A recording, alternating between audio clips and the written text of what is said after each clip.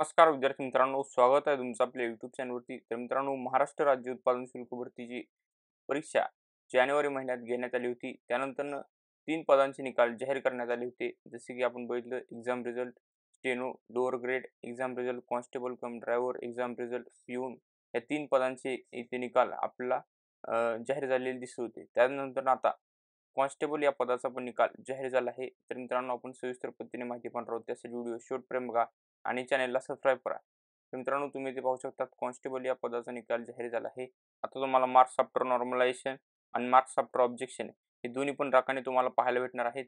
आधीच्या निकालामध्ये फक्त मार्क्स आफ्टर ऑब्जेक्शन एवढीच माहिती दिली होती, पण मार्क्स आफ्टर नॉर्मलायझेशनची माहिती दिली नव्हती. आज त्यांनी संपूर्ण माहिती दिली आहे. तर मित्रांनो, तुम्ही इथे पाहू शकता भरपूर उमेदवारांचे इथे निकाल जाहीर झाला आहे. तुम्ही इथे पाहू शकता या निकाल यादीमध्ये एकूण उमेदवार जे आहेत, किती उमेदवारांचा निकाल लागला आहे. 15,179 उमेदवारांचा इथे निकाल जाहीर झाला आहे. तुम्ही पाहू शकतात. यामध्ये मित्रांनो, इथे सर्व मार्क्स दिलेले उमेदवार आहेत. तुम्ही पाहू शकतात टॉपर पण आहे. त्याचबरोबर जे एंडला मार्क आहेत ते पण दिलेले उमेदवार आहेत. तर यामध्ये मित्रांनो, जो आता फायनल कट ऑफ लागणार आहे तोच कट ऑफ ग्राउंडसाठी असणार आहे. तर मित्रांनो, तुम्ही इथे पाहू शकता एकूण जवान राज्य उत्पादन शुल्कसाठी एकूण 568 जागा होत्या. त्यासाठी आता उमेदवार जे निकाल यादीमध्ये आहेत, राज्य उत्पादन शुल्क या पदाच्या परीक्षेसाठी एकूण 15,000 उमेदवार बसलेले होते.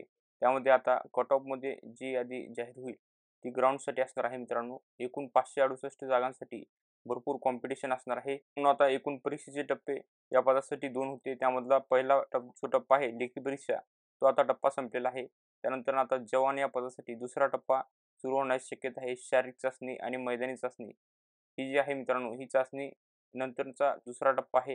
ही चाचणी 80 गुणांची असते मित्रांनो. मित्रांनो, जी मैदानी चाचणी आणि शारीरिक पात्रता पडताळणी चाचणी जी असणार आहे, ती जवान व जवानी वाहन चालक या पदांच्या शारीरिक पात्रता निकष पूर्ण केलेल्या उमेदवारांनी मैदानी चाचणी संबंधित जिल्ह्यांच्या मुख्यालयाच्या ठिकाणी जिल्हा निवड समितीमार्फत खालीलप्रमाणे घेण्यात येईल. तर मित्रांनो, ही जी चाचणी आहे ती जिल्हा निवड समितीमार्फत घेण्यात येणार आहे. ते पण जिल्ह्याच्या मुख्यालयाच्या ठिकाणी तिचं लोकेशन असणार आहे. तर मित्रांनो, आपण पुरुष उमेदवारांसाठी आपण डिटेलमध्ये बघितलं तर मैदानी चाचणीचा प्रकार असणार आहे. यामध्ये 1500 किलोमीटर धावणे चाचणी असणार आहे 30 गुणांसाठी. त्याचबरोबर 100 मीटर असणार आहे 30 गुणांसाठी आणि गोळाफेक असणार आहे 20 गुणांसाठी. टोटल 80 गुणांची ही मैदानी चाचणी असणार आहे. तसेच महिला उमेदवारांसाठी 1 किलोमीटर धावणे 30 गुण, तसेच 100 मीटर धावणे 30 गुण, गोळाफेक 20 गुण, एकूण 80 गुण असणार आहेत महिला उमेदवारांसाठी. आता जवान या पदाचा निकाल जाहीर झाला आहे. तसेच जे उर्वरित 3 पदे आहेत त्या पण पदांचा निकाल जाहीर झाला आहे. तर मैदानी जी चाचणी आहे ती आचारसंहिता असल्यामुळे नंतर होण्याची शक्यता आहे. कारण की आचारसंहितेमध्ये कोणतीही भरती प्रक्रिया होत नाही. जर का ती नियोजित असेल तरच ती भरती प्रक्रिया आचारसंहितेच्या काळात होत असते. त्यामुळे मैदानी चाचणीला आता उमेदवारांना वेळ भेटण्याची शक्यता आहे.